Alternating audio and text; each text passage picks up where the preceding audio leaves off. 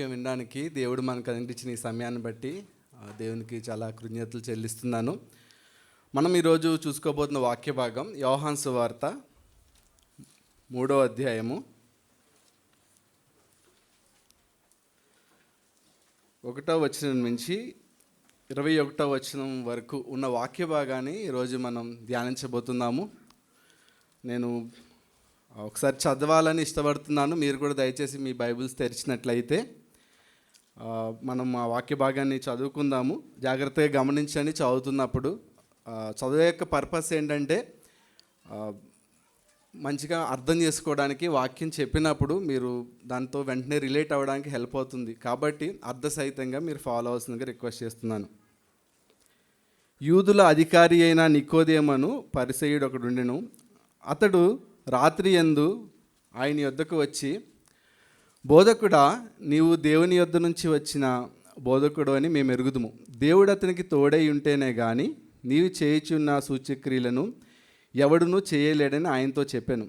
అందుకు యేసు అతనితో, ఒకడు క్రొత్తగా జన్మించితేనే కానీ అతడు దేవుని రాజ్యమును చూడలేడని నీతో నిశ్చయంగా చెప్పుచున్నాను. అందుకు నికోదేము, ముసలివాడైన మనుష్యుడు ఎలాగూ జన్మింపగలడు? రెండో మారు తల్లి గర్భమందు ప్రవేశించి జన్మింపగలడా అని ఆయనను అడుగగా, యేసు ఇట్లనెను, ఒకడు నీటి మూలంగాను ఆత్మ మూలంగాను జన్మించితేనే కానీ దేవుని రాజ్యంలో ప్రవేశింపలేడని నీతో నిశ్చయంగా చెప్పుచున్నాను.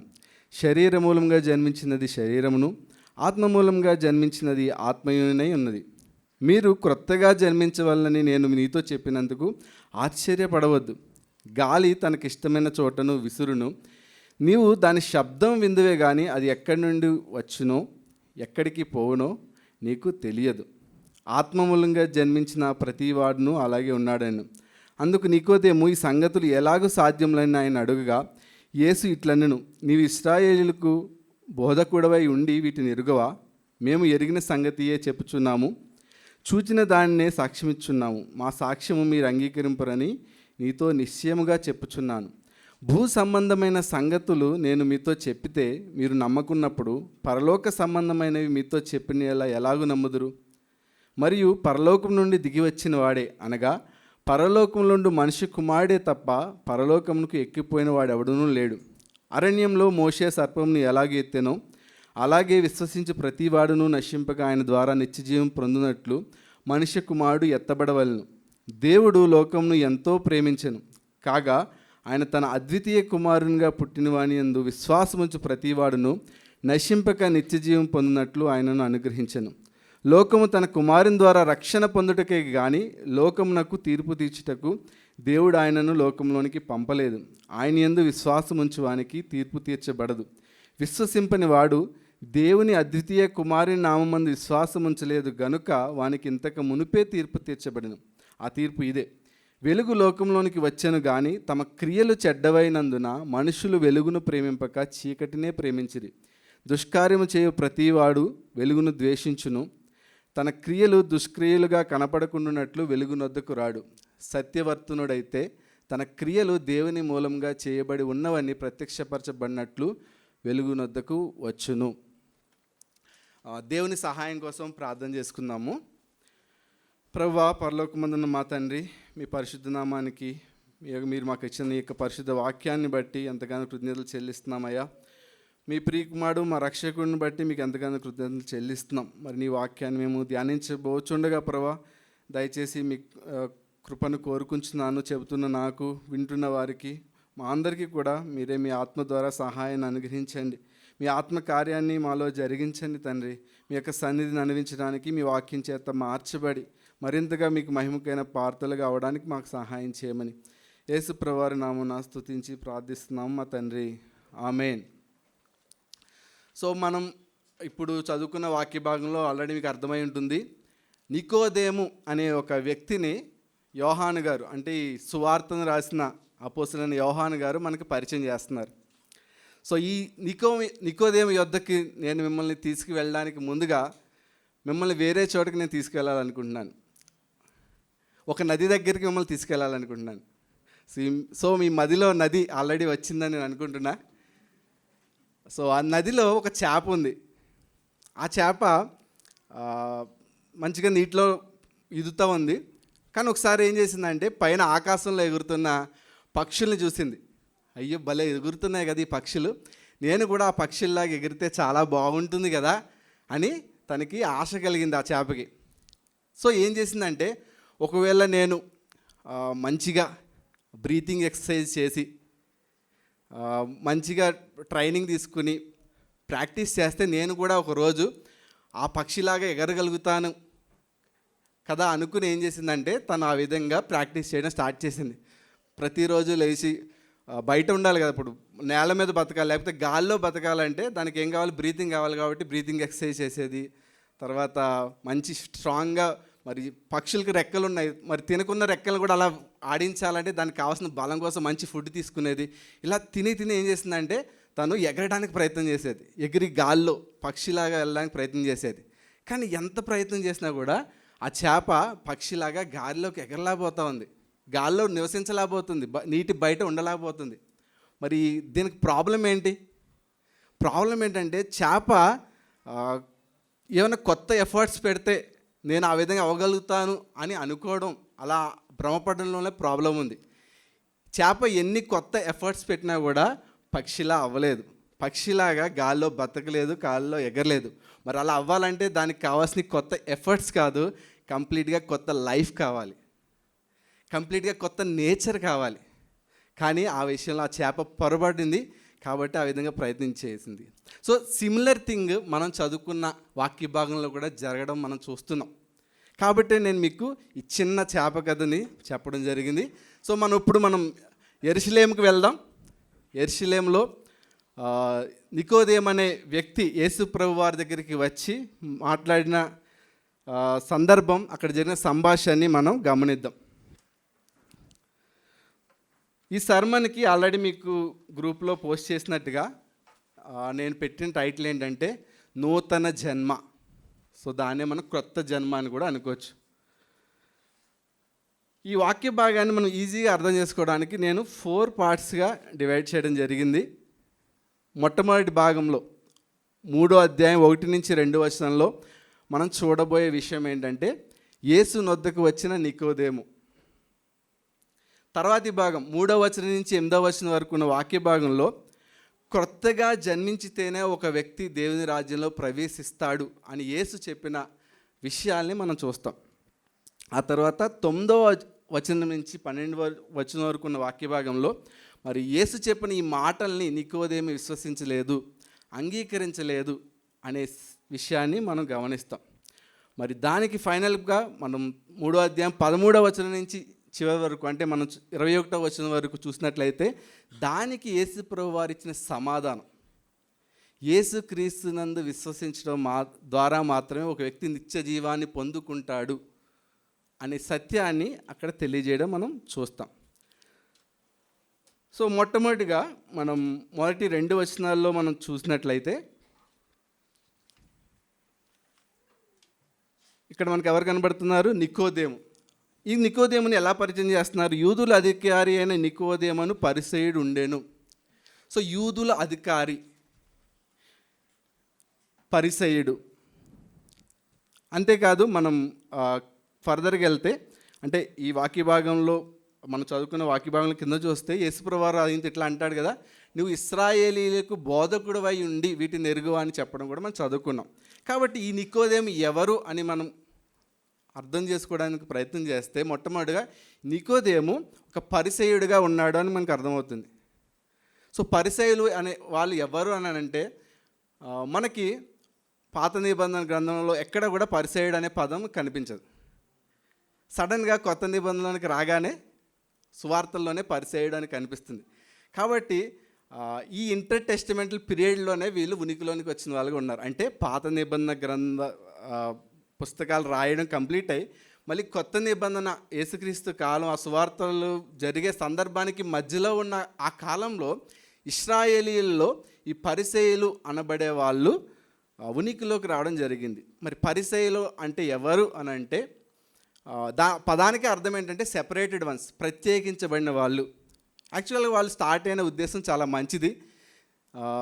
ఇతర దేశాల వాళ్ళు ఇశ్రాయేలీల్ని మీద జయించి వాళ్ళని పరిపాలిస్తున్న సందర్భంలో ఇశ్రాయేల్ కల్చర్ని మొత్తం వాళ్ళు మార్చేస్తున్నారు, వాళ్ళు దేవుని వాక్యానికి విరుద్ధంగా మనం జీవించేటట్లు మన కల్చర్ని మార్చేస్తున్నారు.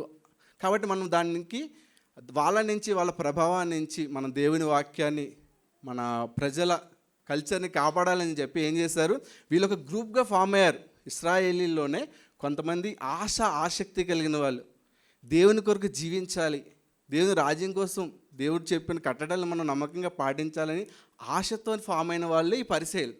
కానీ బాధాకరమైన విషయం ఏంటంటే, మనం చరిత్రలో చూసినట్లయితే వాళ్ళకున్న ఆసక్తే వాళ్ళు ఏం చేసింది, వాళ్ళ ఎంతో నిష్ఠగా ప్రతి ఆచారాలు, ఈ రూల్స్ అని ఫామ్ చేసి వాళ్ళ హృదయం ఎట్లా ఉన్నది, వాళ్ళ హృదయంలో వాళ్ళు దేవునితో ఎట్లా ఉన్నారనే దాన్ని పక్కన పెట్టి కేవలం ఎక్స్టర్నల్ అంటే బాహ్యంగా రూల్స్ ఫాలో అవ్వడం, లేకపోతే మేము అబ్రహాము సంతానము, మేము ప్రత్యేకము కాబట్టి దేవుడు మాకు రక్షణ ఇస్తాడు అని నమ్మడం, దాన్నే ఫాలో అవ్వడం అనేది, వీళ్ళు చేయడం అనేది మనకి దేవుని వాక్యంలో మనం హిస్టారికల్గా కూడా చూస్తే అర్థమవుతుంది. అండ్ అనదర్ థింగ్ ఏంటంటే, ఈయన బోధకుడిగా ఉన్నాడు.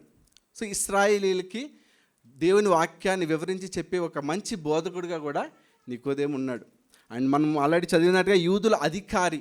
సో యూదుల అధికారి అంటే అర్థం ఏంటంటే, మనకి ఎట్లాగైతే మన దేశాన్ని పరిపాలించడానికి గవర్నమెంట్ ఉంటుంది, అట్లాగే ఆ కాలంలో ఇప్పుడు మనం చదువుకుంటున్న ఈ సందర్భంలో ఇశ్రాయేల్ దేశంలో ఉన్న పరిస్థితి ఏంటంటే, రోమీలు వాళ్ళని పరిపాలిస్తున్నారు. కానీ యూదులకి వాళ్ళకి ఇంటర్నల్గా కూడా ఒక పరిపాలన సభ ఉంది, వాళ్ళనే సెన్హెడ్రిన్ సభ అంటారు. ఆ సభలో 71 మంది సభ్యులు ఉంటారు. ఈ 71 మంది కూడా చాలా పాపులర్ పీపుల్, చాలా వాళ్ళ రంగాల్లో వాళ్ళు మంచి నిపుణులుగా ఉన్నారనమాట. సో వీళ్ళు యూదులందరి విషయంలో కూడా వాళ్ళు చట్టాలు చేస్తారు. ఎట్లాగైతే మనకి అసెంబ్లీలో చట్టాలు చేస్తారో, సుప్రీంకోర్టులో మనకి ఏదైనా ఎవరైనా నేరం చేస్తే కోర్టులో ఎలాగైతే వాదోపవాదనలు జరిగి జడ్జిమెంట్ ఇస్తారో, అట్లాగే చేసే అధికారం ఈ సభకు ఉంటుంది. కాబట్టి యూదులందరినీ కూడా ఒక పరిపాలించే ఒక అధికార వర్గం ఇది. ఆ వర్గంలో ఈయన కూడా ఒక సభ్యుడు. కాబట్టి దీన్ని బట్టి ఆయన స్థితి, స్థానం అనేది మనకి అర్థమవుతూ ఉంది. సో అంతేకాదు, మనం చదువుకున్న వాక్య భాగంలో ఒక ముసలివాడైన వ్యక్తి ఎలాగ తల్లి గర్భంలోకి వెళ్ళి మళ్ళీ జన్మిస్తాడని చెప్పడం ద్వారా ఆయన వయసు కూడా మనకు అర్థమవుతుంది. ఆయన వయసు పరంగా కూడా చాలా పెద్ద వయసులో మంచి అనుభవం కలిగిన వ్యక్తిగా ఉన్నాడు. సో ఇట్లాంటి వ్యక్తి ఇప్పుడు ఏం చేస్తున్నాడు, యేసుక్రీస్తు ప్రభువారి దగ్గరికి వస్తున్నాడు. వచ్చి ఏం చేస్తున్నాడు, రాత్రి యందు వచ్చాడని చూసాం. కాబట్టి బహుశా 2 రీజన్స్ అయి ఉండొచ్చు రాత్రి యందు రావడానికి. ఆల్రెడీ పరిసైడ్గా ఉన్నాడు, మంచి ఒక పాపులర్ ప్లేస్లో ఉన్నాడు. కాబట్టి యేసుక్రీస్తు ప్రభువుని మనం చూసినట్లయితే ఆల్రెడీ గత వాక్య భాగంలో, దీనికి ఉన్న ప్రీవియస్ వాక్య భాగంలో చూసినట్లయితే దేవాలయంలోకి వెళ్ళి ఆయన ఏం చేశారు, అక్కడ రోకలు అమ్ముతున్న వాళ్ళని వాటన్నిటిని కూడా పడగొట్టేశారు. కాబట్టి యేసుక్రీస్తు ప్రభుకి వ్యతిరేకంగా ఉన్నారు ఆల్రెడీ అక్కడ ఉన్న అధికారులు. కాబట్టి బహుశా వాళ్ళు ఏమన్నా కోపడతారని కావచ్చు, లేకపోతే నైట్ టైంలో వెళ్తే డీటెయిల్గా మాట్లాడడానికి అవకాశం దొరుకుతుంది అనుకుని ఉండొచ్చు, మనకు తెలియదు. కానీ సో రాత్రి ఎందుకు వెళ్ళడం మనం చూస్తున్నాము. అయితే అంతేకాదు, యేసుక్రీస్తు ప్రభువుని ఆయన నమ్మడం చూస్తున్నాం. ఎట్లా ఏ విధంగా నమ్ముతున్నాడో కూడా చూద్దాము. సో ఏమని చెప్తున్నాడు ఆయన, మొదటి 2 వచనాలు చూస్తుంటే, నీవు దేవుని యొద్ద నుంచి వచ్చిన బోధకుడు అని మేము ఎరుగుదుము, దేవుడు నీకు తోడై ఉంటేనే కానీ నీవు చేయించిన సూచక్రియలను ఎవడూ చేయలేడని చెప్పాను. సో ఆల్రెడీ యోహాను గారు, ఈ పుస్తకాన్ని రాసిన యోహాను గారు మనకి గత 2వ అధ్యాయం చివరి వచనాల్లో మనకి ఇచ్చారు. చాలామంది ఆ పండుగలు ఏం చేస్తారు, యేసుక్రీస్తు ప్రభువారు చేసిన సూచక్రియలను చూసి ఆయనను విశ్వసించారు. అట్లాగే ఈ నికోదేము కూడా యేసుక్రీస్తు ప్రభువారు చేసిన సూచక్రియలను చూసి ఆయన ఏం గ్రహించాడంటే, ఈయన సామాన్యమైన వ్యక్తి కాదు,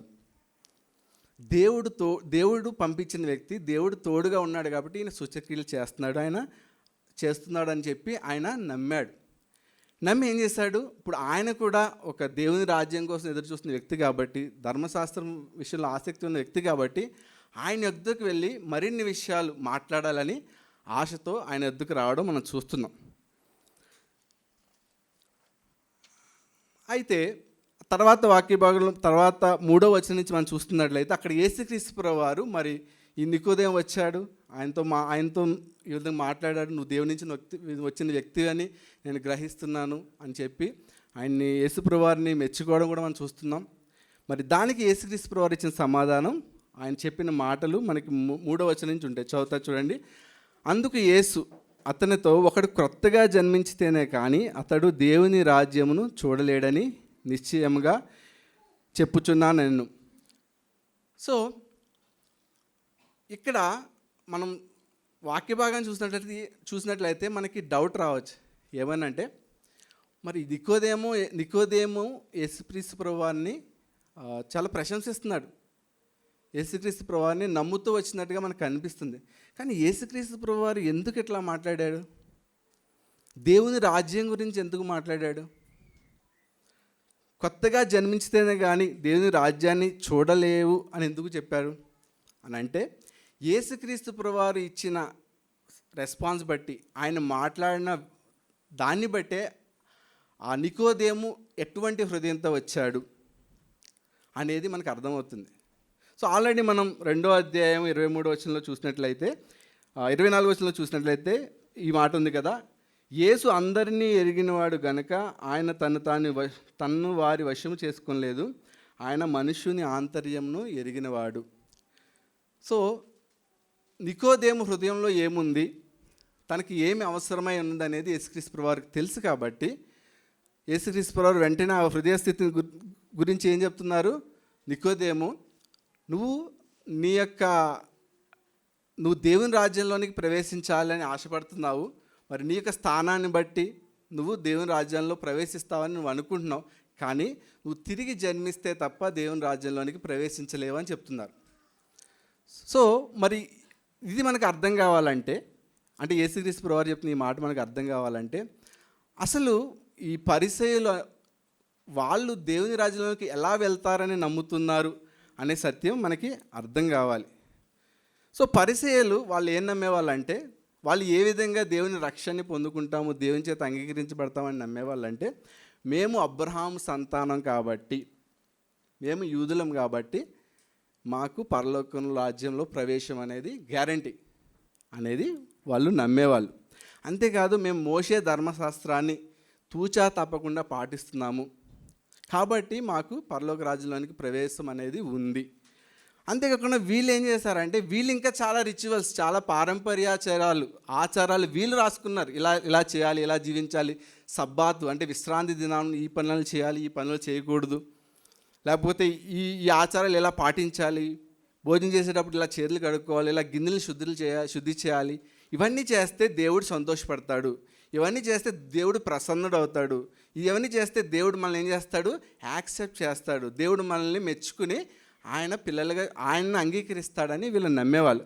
దానికోసం ఒక ఎగ్జాంపుల్ మనం చూసినట్లయితే లూకాసు వార్త 18వ అధ్యాయం 9 నుంచి 14 వచనం వరకు ఉన్న ఒక వాక్య భాగాన్ని మనం చూసుకుందాం. ఇక్కడ ఒక పరిసయ్యుడు చేసే ప్రార్థన ఎలా ఉంటుందని మనకు అర్థమవుతుంది. చూడండి, నేను చదువుతున్నాను. ప్రార్థన చేయడానికి 2 మనుషులు దేవాలయానికి వెళ్ళి, వారిలో ఒకడు పరిసయ్యుడు, ఒకటి సుంకరి. పరిసయ్యుడు నిలువబడి, దేవా, నేను చోరులను, అన్యాయస్తులను, వ్యభిచారులనైన ఇతర మనుషుల వలనైనను ఈ సుంకరి వలనైనా ఉండనందుకు నీకు కృతజ్ఞతాస్తుతులు చెల్లించున్నాను. వారమునకు 2 మార్లు ఉపవాసం చేయొచ్చు, నా సంపాదన అంతటిలో 10వ వంతు చెల్లించుచున్నానని తనలో తాను ప్రార్థించుచున్నాను. చూసారా, ఈ పరిసయ్యుడు చెప్పిన మాటలు మనం చూసినట్లయితే చాలా ఆసక్తికరమైన విషయాలు కనిపిస్తున్నాయి. మొట్టమొదటిగా ఏమంటున్నాడు? అన్యాయస్తులు, వ్యభిచారులు అయిన ఇతర మనుషుల వలనైనను ఈ సుంకరి వలనైనా ఉండనందుకు నీకు కృతజ్ఞతలు చెల్లిస్తున్నాను. సో తనను తాను ఎట్లా చూసుకుంటున్నాడంటే, వీళ్ళందరూ పాపులు, నేను మాత్రం పాపం లేని నీతిమంతుడను అనుకుంటున్నాడు. కానీ అది వాస్తవమా? దేవుని వాక్యంలో మనం చూసినట్లయితే యెషయా గ్రంథం 64వ అధ్యాయం ఒకసారి ఓపెన్ చేద్దాం. యెషయా గ్రంథం 64వ అధ్యాయం 6వ వచనం మనం ఓపెన్ చేసినట్లయితే అక్కడ ఈ మాట ఉంటుంది, చూడండి. అక్కడ మా నీతి క్రియలన్నీ కూడా మురికి గుడ్డల వంటి అయ్యాయి అని చెప్పేసి మన వాక్య భాగంలో చెప్పడం చూస్తాం. మేమందరము అపవిత్రుల వంటి వారమైతే మా నీతి క్రియలన్నీ కూడా మురికి గుడ్డల వల్ల ఆయను. ఆదాము పాపం చేసిన తర్వాత ఆదాము దేవుడి నుంచి దూరం అయిపోయాడు. ఆ ఆదాము నుంచే మనమందరం పుట్టాం కాబట్టి మనందరం ఏ విధంగా పుడుతున్నాము? మనం పాపంలో, అపరాధంలోనే ఉన్నాము, చచ్చిన వారంగా ఉన్నాం. ఎఫ్సీ పత్రిక 2వ అధ్యాయం కూడా మనం ఈ సందర్భంలో చూద్దాము. ఎఫ్సీ పత్రిక 2వ అధ్యాయం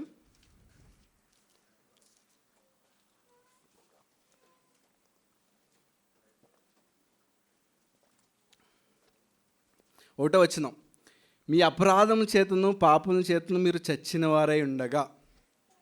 సో ప్రతి మానవుడు, భూమి మీద పుట్టిన ప్రతి మానవుడి యొక్క స్థితి ఏంటంటే వాళ్ళు ఆత్మీయంగా చచ్చిపోయిన వాళ్ళు.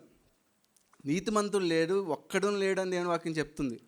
రోమపత్రిక 3వ అధ్యాయం మనం చూసినట్లయితే ఏ భేదం లేదు, అందరూ పాపం చేసి దేవుడు అనుగ్రహించి మహిమను పొందలేకపోతున్నారని చెప్తుంది. కానీ ఈ పరిసయ్యులు ఏమనుకుంటున్నారు? మేము నీతిమంతులం అనుకుంటున్నారు.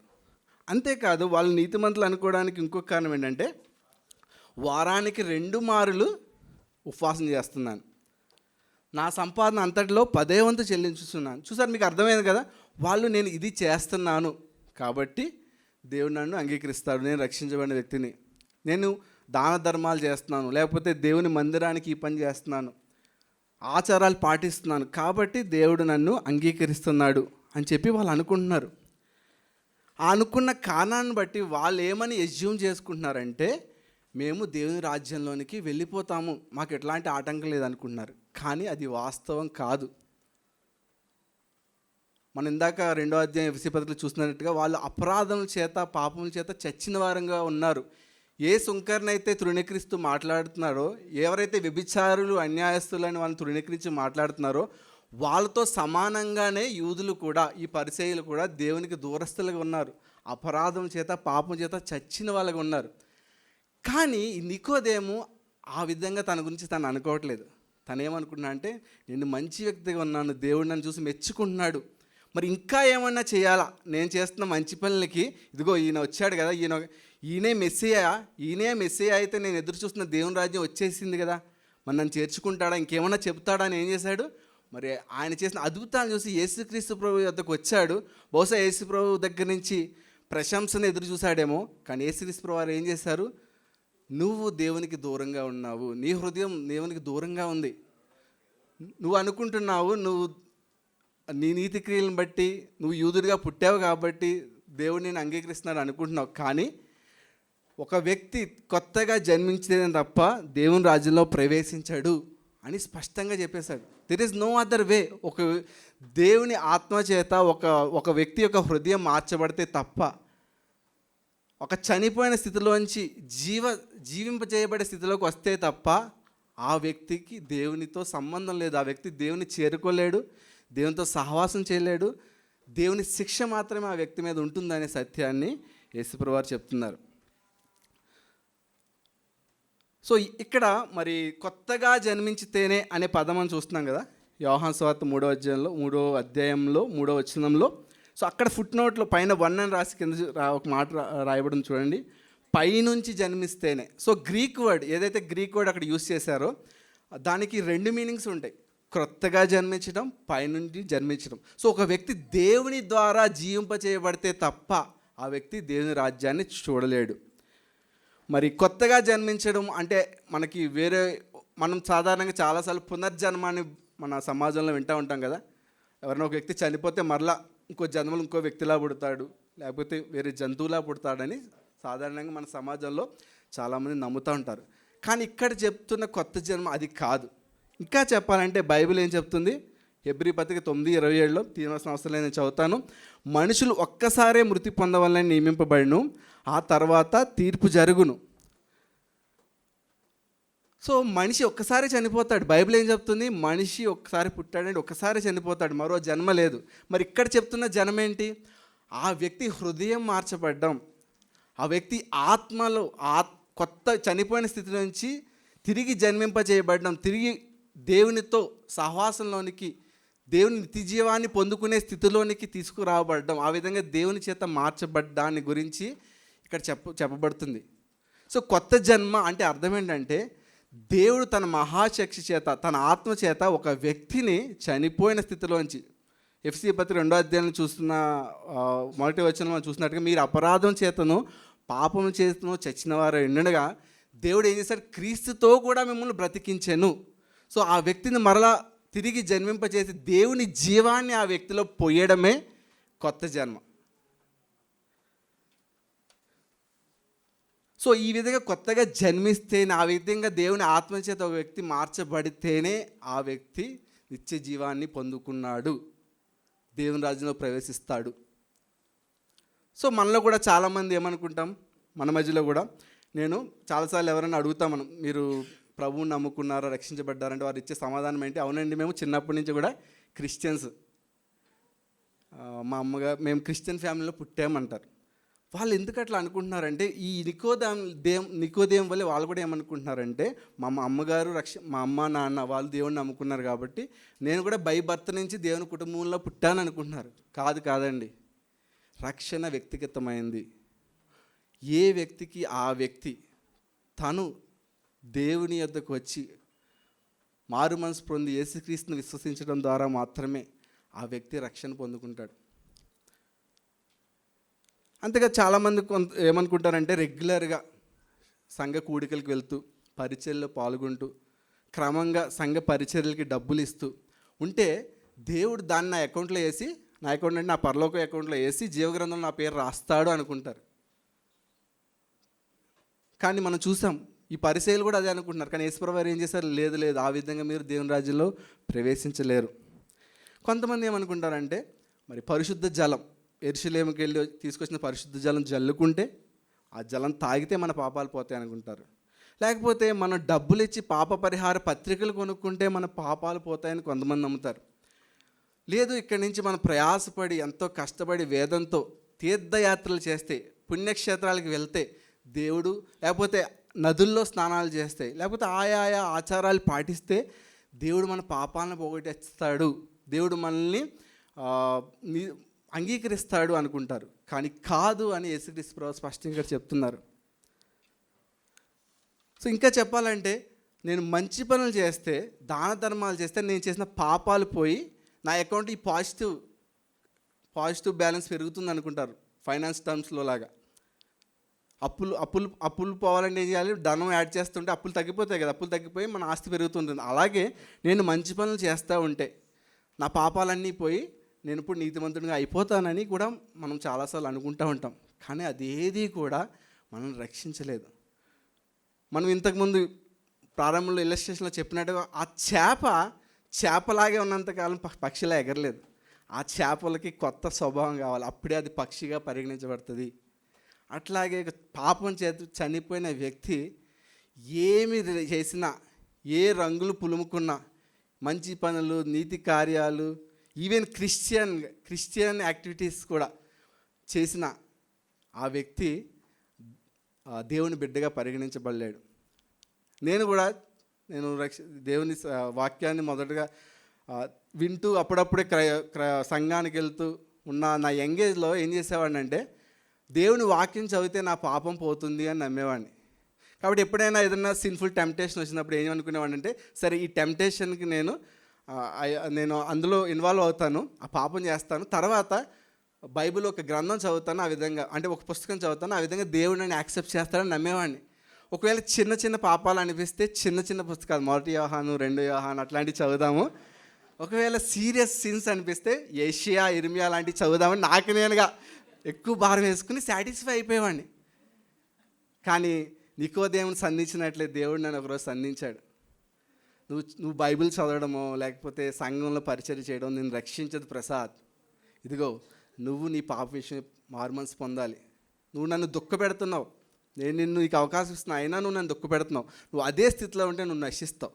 కానీ నా దగ్గరికి వస్తే, అయ్యో ఇన్నిసార్లు తప్పు చేశాను, నన్ను ఇంకా క్షమిస్తాడా దేవుడు అని అనుకోవద్దు. ఇదిగో నీ కొరకే నా ప్రాణం పెట్టా, నువ్వు నా దగ్గరికి వస్తే నేను నిన్ను అంగీకరిస్తానని యేసుక్రీస్తు ప్రభువారు చెప్పిన ఆ మాట 1 యోహాను 1:9 మన పాపములు మనం ఒప్పుకొని ఎడల, మన పాపములను మనం ఒప్పుకొనిన ఎడల ఆయన నమ్మదగినవాడు, నీతిమంతుడు గనక ఆయన మన పాపాలను క్షమించి సమస్త దుర్నీతి నుంచి పవిత్రులుగా చేస్తాడు అన్న ఆ మాట నాలో ఏం చేసింది, కొత్త జన్మ క్రియేట్ చేసింది. ఆ మాటను విశ్వసించడం, ఆ విధంగా నా జీవితం మారింది. సో ఈ నికోదేమే కాదు, నా చరిత్రే కాదు, రక్షించబడిన ప్రతి ఒక్కరి యొక్క కథ కూడా ఇలాగే ఉంది. సో యేసుక్రీస్తు ఓకే, మనం వాక్య భాగంలో ఫర్దర్గా చూసినట్లయితే ఆయన ఏమంటున్నాడు, మరి యేసుక్రీస్తు ప్రభు ఈ విధంగా చెప్పగానే ఆశ్చర్యపోయి ఏమని అడుగుతున్నాడు 4వ వచనంలో, అందుకు నికోదేము, ముసలివాడైన మనుష్యుడు ఎలాగూ జన్మింపగలడు? రెండో మారు తల్లి గర్భమందు ప్రవేశించి జన్మించగలడా? సో దీని అర్థం లిటరల్గా అడుగుతున్నాడు అని కాదు. ఇది ఎలా సాధ్యం? అసాధ్యం కదా, తిరిగి జన్మించడమా? నేను ఏదైనా కార్యాలు చేయమంటే చేస్తాను, ఆ పనులు ఈ పనులు చేయమంటే చేస్తాను, కానీ ఒక కొత్త వ్యక్తిగా నేను ఎలాగ తిరిగి జన్మించగలను అని అంటున్నాడు. చూసారా, ఒక ఫిజికల్ బర్తే, ఒక భౌతికంగా తిరిగి జన్మించడమే కష్టం అయితే, మరి యేసుప్రభు వారు చెప్తుందేంటి? తన ఆత్మలో దేవుని జీవం పొందుకొని తిరిగి జన్మించడం. అది ఇంకెంత అసాధ్యం అనిపిస్తుంది ఈ యొక్క స్వనీతి మీద ఆధారపడుతున్న పరిసేయుడికి. సో యేసుక్రీస్తు ప్రభు ఈ స్టేట్మెంట్ చెప్పగానే నికోదేము చాలా షాక్కి గురయ్యాడు. మరి దాన్ని ఫర్దర్గా యేసు ప్రభు వారు క్లారిఫై చేయడం చూస్తున్నాం. చూడండి 5వ వచనంలో, మరి యేసు ఇట్లా, నేను ఒకడు నీటి మూలంగాను ఆత్మ మూలంగాను జన్మించితేనే కానీ దేవుని రాజ్యంలో ప్రవేశింపడని మీతో నిశ్చయంగా చెప్పుచున్నాను. దీని అర్థం ఏంటి? చాలా actual one of the difficult passages లాగా ఉన్నది ఈ పర్టికులర్ పాసేజ్, నీటి ద్వారా ఆత్మ మూలంగా జన్మిస్తేనా అని. సో చాలామంది ఏమనుకుంటారంటే, ఒకవేళ నీటి మూలంగా జన్మించితే అని అంటే అర్థం బహుశా బాప్తీసం బాప్తీసంలో నీటిలో మునిగి మనం లేస్తాం కదా, ఆ విధంగా బాప్తీసం తీసుకుంటేనే ఒక వ్యక్తి రక్షించబడతాడు అని అర్థమా? యేసుక్రీస్తు ప్రభు వారు చెప్పట్లేదు. ఎందుకంటే మనకు తెలుసు, శిలువ మీద దొంగ నీటి బాప్తీసం తీసుకోలేదు, కానీ ఆయన రక్షించబడ్డాడు. నేడు నువ్వు నాతో కూడా పరదేశంలో ఉంటావని యేసుక్రీస్తు ప్రభు వారు ఆయనతో చెప్పాడు. కాబట్టి ఇక్కడ చెప్తుంది నీటి బాప్తీసం కాదు. మరి ఏంటి? ఆల్రెడీ నికోదేముతో మాట్లాడుతున్నాడు కాబట్టి పాత నిబంధన గ్రంథాల్లో నీటిని గురించి, ఆత్మ కార్యం గురించి రాయబడిన సందర్భాలు చాలా ఉన్నాయి. ఒక సందర్భం దీనికి బాగా రిలవెంట్ ఉండే ఒక వాక్య భాగాన్ని మీకు చూపించాలని ఇష్టపడుతున్నాను. యెహెజ్కేలు 36 24 నుంచి 27 వచనాలు.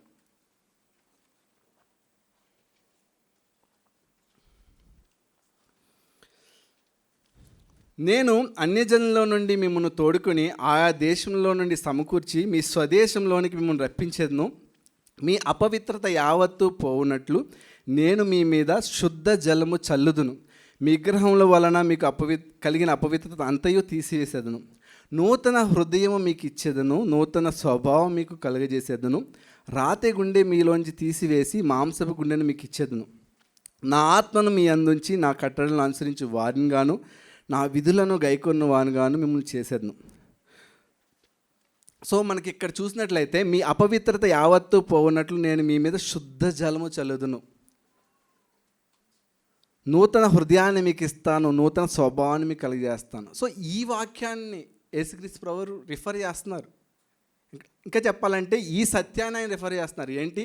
ఒక వ్యక్తి నీటి మూలంగా ఆత్మ మూలంగా జన్మించడం అంటే ఆ వ్యక్తి యొక్క పాపాలు కడగబడి, క్షమించబడి, ఆ వ్యక్తి ఒక నూతన వ్యక్తిగా మార్చబడ్డాని గురించి మాట్లాడుతుంది.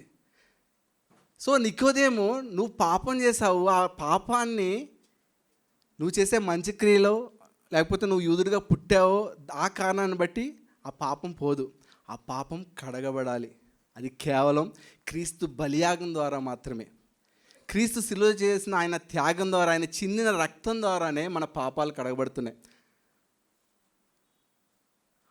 ఆ విధంగా ఆ శిలువ కార్యాన్ని ఆధారం చేసుకుని ఆత్మ ద్వారా మనలో జరిగే ఆ యొక్క కార్యం ద్వారా ఒక వ్యక్తి యొక్క హృదయం మార్చబడుతుంది. కాబట్టి ఆ సత్యాన్ని యేసుక్రీస్తు ప్రభువు వారు నికోదేముకి ఇక్కడ తెలియజేస్తున్నారు. సో 6వ వచనంలోకి మనం ఫర్దర్గా వెళ్ళినట్లయితే ఈ విధంగా ఉంది కదా, శరీరం మూలంగా జన్మించింది శరీరమును, ఆత్మ మూలంగా జన్మించింది ఆత్మయు అయినది. సో ఏ విధంగా అయితే ఒక మనిషి, ఒక భౌతికమైన వ్యక్తి పిల్లలు పుట్టినప్పుడు ఎవరు పుడతారు? భౌతికమైన వ్యక్తులు పుడతారు. ఆ విధంగా దేవుడి ఆత్మ ద్వారా మాత్రమే మృత స్థితిలో ఉన్న నీ ఆత్మ తిరిగి జీవింప చేయబడగలుగుతుంది. సో ఇది కేవలం కేవలం కేవలం ఒక వ్యక్తి తిరిగి జన్మించడం, నూతనంగా జన్మించడం అనేది ఇది కేవలం పరిశుద్ధాత్మ ద్వారా మాత్రమే జరిగే కార్యము. అది నీ అంతటా నువ్వు చేసుకోగలిగింది కాదు. ఏ వ్యక్తి కూడా ఏ కార్యాన్ని చేసుకోగలిగేది కాదు. సో క్రొత్తగా జన్మించడం అనేది entirely 100% it is the work of holy spirit. ఇది పరిశుద్ధాత్మ మహాశక్తి చేత యేసుక్రీస్తు శిలువ కార్యాన్ని ఆధారం చేసుకుని మానవుల్లో ఆయన జరిగించే కార్యం.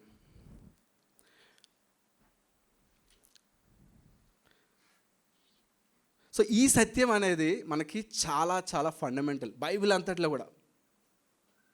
అంతట్లో కూడా ఈ సత్యం అనేది చాలా ప్రాముఖ్యం. అందుకే నీతిమంతుడు విశ్వాస మూలంగా జీవిస్తాడు. It is not based on works. ఒక వ్యక్తి నీతిమంతుడిగా దేవుని ఎదుట ఎంచబడేది ఆ దేవుని యందు విశ్వాసం ఉంచడం ద్వారా, ఆ దేవుడు సిలువలో తన కుమారుడైన యేసుక్రీస్తు ద్వారా చేసిన సిలువ కార్యం మీద విశ్వాసం ఉంచడం ద్వారా మాత్రమే. సో ఈ సత్యం మనం అర్థం చేసుకోవడం అనేది మన జీవితాన్ని చాలా విధాలుగా ప్రభావితం చేస్తుంది. సో మొట్టమొదటిగా మన మినిస్ట్రీని అది ప్రభావితం చేస్తుంది. ఎప్పుడైతే మనం ఒక వ్యక్తిని మార్చేది మనం కాదు, మన మాటల చాతుర్యం కాదు, మన లాజిక్ మ్యాజిక్ కాదు, కేవలం పరిశుద్ధాత్మ కార్యం అర్థం చేసుకుంటాము. మన పరిచర్య చేసేటప్పుడు, మన వాక్యం చేసేటప్పుడు కావచ్చు, మనం ఏ విధమైన పరిచర్య చేసినా కూడా మనం ఏం చేస్తాము, ఇది దేవుడు సహాయం చేస్తే తప్ప, దేవుడు ఆత్మకార్యం చేస్తే తప్ప నేను ఎవరికైతే పరిచర్య చేస్తున్నానో ఆ వ్యక్తికి మేలు జరగదు. ఇంకా చెప్పాలంటే ఆ వ్యక్తి రక్షించబడాలంటే నా మాటల చాకచక్యం కాదు, పరిశుద్ధాత్మ కార్యం అని నమ్మినప్పుడు మనం ఏం చేస్తాం, మన ఎఫర్ట్స్ లేకపోతే మనం ఎంత బాగా చెప్తామని దానికోసం ప్రయాసపడడం కంటే కూడా ఎక్కువగా మనం ఎక్కువ ప్రార్థన చేస్తాం. మన పరిచర్య ప్రార్థనతో తడవబడి నింపబడి మునిగిపోబడిందిగా ఉంటుంది. మరి అలాగుందా మన పరిచర్య? మనం పరిచర్య చేస్తున్నాం సంఘంగా, కానీ మనం పరిచర్య చేసేటప్పుడు మన సొంత శక్తి మీద ఆధారపడుతున్నామా, పరిశుద్ధాత్మ కార్యం మాత్రమే అని ఆయన మీద ఆధారపడుతూ ప్రార్థనాపూర్వకంగా మనం పరిచర్య చేస్తున్నామా? అంతేకాదు మనం చాలాసార్లు అక్కడ పరిచర్యుడు ప్రార్థన చేసినట్టుగానే మనల్ని మనం చూసుకున్నప్పుడు, మన మారిన జీవితాలు చూసుకున్నప్పుడు కొన్నిసార్లు అతిశయిస్తూ ఉంటాం. అరే నేను మంచిగా ఉన్నాను, వీళ్ళేంటి న్యూస్లో మనం చూస్తూ ఉంటాం కదా, ఎంతో నేరాలు ఘోరాలు మనం వింటున్నప్పుడు ఇలా ఎలా చేయగలిగాడు, కరెక్టే బాధ అనిపిస్తుంది. కానీ మనం గ్రహించవలసిన, జ్ఞాపకం చేసుకోవాల్సిన, మనం చేసుకోవాల్సిన ఒక విషయం ఏంటంటే, ఒకవేళ పరిశుద్ధాత్మ దేవుడు మన హృదయాన్ని మార్చకపోతే మీరు నేను న్యూస్లో చూస్తున్న అతి దారుణమైన వ్యక్తి అనుకున్న వ్యక్తిలాగే మనం ఉండేవాళ్ళం. అది మనం గ్రహిస్తున్నామా? మరి ఎప్పుడైతే అది పరిశుద్ధాత్మ కార్యమే అనే సత్యాన్ని మనం గ్రహిస్తామో, అది ఒప్పుకోకుండా మనం ఈ సత్యాన్ని ఒప్పుకోకుండా ఉండలేం. అది మనల్ని ఏం చేస్తుంది, హంబుల్గా ఉండడానికి సహాయం చేస్తుంది. బహుశా మన చుట్టూ మన తోటి సహోదరుడు కావచ్చు, ఒక అన్యుడు కావచ్చు, పడిపోయినప్పుడు వాళ్ళని మనం ఏం చేయకూడదు, ఈ పరిసయుడు సుంకర్ని చూసినట్టుగా చిన్న చూపు చూడకూడదు. ఇంకా చెప్పాలంటే we should humble and thank God, ప్రభా నేను కూడా అలాంటి స్థితిలోనే ఉండాలి కదా, నువ్వు నన్ను రక్షించకపోతే నేను అట్లాగే ఉండేవాడిని కదా అని చెప్పి ఎదుటి వ్యక్తి కొరకు ప్రార్థన చేయాలి, మనల్ని మనం తగ్గించుకోవాలి, దేవుని మహింపరచాలి. అంతేకాదు ఈ సత్యం అనేది మన ప్రియులు, మన కుటుంబంలో ఎవరైనా రక్షణ లేనప్పుడు, ఎంతో హార్డ్గా ఉన్నారు, స్వార్థని వ్యతిరేకిస్తున్నారు అన్నప్పుడు మనకి ఏమనిపిస్తూ ఉంటుంది, అయ్యో నా తల్లి నా తండ్రి వాళ్ళకి ఎంతో స్వార్థ చెప్తున్నారు, నా అక్క నా చెల్లి నా భార్య నా భర్త వీళ్ళకి స్వార్థ చెప్తున్నాను కానీ వీళ్ళు మారేలా లేరు, వీళ్ళు యేసుప్రభుని దేశిస్తున్నారు, యేసుప్రభు అంటేనే మండిపడుతున్నారు, ఇంకా హోప్ లేదు అని చాలాసార్లు మనకు అనిపిస్తూ ఉండొచ్చు. కానీ ధైర్యం తెచ్చుకోండి సహోదర సహోదరులారా, ఇది ఆత్మకార్యం. క్రీస్తు సంఘాన్ని హింసిస్తున్న సౌలుని ఒక్క క్షణంలో మార్చేశాడు దమస్కు మార్గంలో. కాబట్టి ఎటువంటి కఠిన హృదయాన్నైనా కూడా ఆ పరిశుద్ధాత్మ దేవుడు మార్చగలరు. కాబట్టి don't lose hope in prayer, keep praying for the salvation of your loved ones. ప్రియుల కోసం, మీకు ఆప్తుల కోసం, మీ గురించి మీకు ఎవరి మీద అయితే భారం ఉందో, ఎవరైతే రక్షించబడలేదు వేదంతో ఉన్నారో వాళ్ళ గురించి ప్రార్థించే విషయంలో హోప్ కోల్పోవద్దు. ఇది పరిశుద్ధాత్మ కార్యం. పరిశుద్ధాత్మ కార్యం చేసినప్పుడు దాన్ని నిరోధించే శక్తి ఎవరికి లేదు, ఆ వ్యక్తికి కూడా లేదు. అండ్ ఈ సత్యం మనం స్వార్థ ప్రకటించే విషయంలో మనకు ఎంతో గొప్ప ధైర్యాన్ని ఇస్తుంది. చాలాసార్లు మనం స్వార్థ ప్రకటించినప్పుడు ఎదుటి వ్యక్తి సరిగా రెస్పాండ్ అవ్వట్లేదు, లేకపోతే వెంటనే మనం ఎక్స్పెక్ట్ చేసినంత రీతిలో ఆ వ్యక్తి సువార్తని రిసీవ్ చేసుకోవట్లేదని డిస్కరేజ్మెంట్ అనిపిస్తుంది. కానీ సంతోషించవలసిన విషయం ఏంటంటే స్వార్థ చెప్పడం అనేది దేవుడు మనకు ఇచ్చిన బాధ్యత. కానీ ఆ వ్యక్తి హృదయాన్ని మార్చగలిగేది కేవలం పరిశుద్ధాత్మ దేవుడు మాత్రమే. పరిశుద్ధాత్మ దేవుడి స్థానం మీరు నేను తీసుకోవద్దు, ఆ భారం కూడా మోయొద్దు. స్వార్థ చెప్దాం, వాళ్ళు సరిగా రెస్పాండ్ అవ్వకపోయినా సంతోషంగా వాళ్ళ కోసం ప్రార్థన చేద్దాం అండ్ మూవ్ ఆన్. పరిశుద్ధాత్మ దేవుడు తన సొంత సమయంలో తన సొంత విధానంలో తన కార్యం చేసుకుంటాడు. అండ్ అనదర్ ఎంకరేజింగ్ థింగ్, ఈ సత్యం పర్సనల్గా నేను ప్రిపేర్ అవుతున్నప్పుడు నన్ను చాలా ఎంకరేజ్ చేసిన అనదర్ అప్లికేషన్ థింగ్ ఏంటంటే, ఇది దేవుడు ఆత్మకార్యాన్ని తను రక్షించుకున్న బిడ్డల్లో ప్రారంభించాడు. ఇందాక సాంగ్ ఇంట్రడక్షన్లో అనుకుంటూ కూడా బ్రదర్ కూడా చెప్తున్నారు కదా. సో అంతవరకు ఆయన దాన్ని కొనసాగించేవాడుగా ఉన్నాడు. సో ఇది మన ఎఫర్ట్ ద్వారా మనం మారలేదండి, ఏదో మన మంచితనాన్ని బట్టి మనం రక్షించబడలేదు. కాబట్టి దేవుని కొరకు పరిశుద్ధంగా జీవించే విషయంలో, దేవుని కొరకు ఆత్మ ఫలాలను ఫలించే విషయంలో కూడా let us depend upon the holy spirit. పరిశుద్ధాత్మ మీద ఆధారపడదు. ఇది ఆత్మకార్యం, మనం ప్రొడ్యూస్ చేసేది కాదు. పరిశుద్ధమైన జీవితం అనేది మనంతట మన ఎఫర్ట్స్ పెట్టి మన విల్ పవర్తోనో దిల్ పవర్తోనో ప్రొడ్యూస్ చేసేది కాదు. అది కేవలం పరిశుద్ధాత్మని మీద ఆధారపడడం ద్వారా, ఆత్మనికి మనం ఈల్డ్ అవ్వడం ద్వారా ఆయన మనలో ప్రొడ్యూస్ చేసేది. ఇది ఎంత ఎంకరేజ్మెంట్ ఇస్తుంది ఒక పాపంలో పడిపోతూ నలిగిపోతున్న వ్యక్తికి. సో 7వ వచనం దగ్గరికి మనం వెళ్దాం. మీరు కొత్తగా జన్మించాలని నేను నీతో చెప్పినందుకు ఆశ్చర్యపడవద్దు. సో యేసుక్రీస్తు ప్రభువారు నికోదేముకి అంటున్నారు, నికోదేము నేను నీకు సత్యాన్ని చెప్పేశాను, ఇంకా ఆశ్చర్యపడడం మాని నువ్వేం చేయాలి వచ్చాయి. నీకు అర్థమైంది ఆ సత్యం, నువ్వేం చేయాలి? ప్రభువా నేను పాపిని, నువ్వు తప్ప నాకు దిక్కు లేదయ్యా, నన్ను రక్షించు, నాకు ఆ నూతన జన్మ ఇవ్వు అని ప్రార్థన చేయాలి.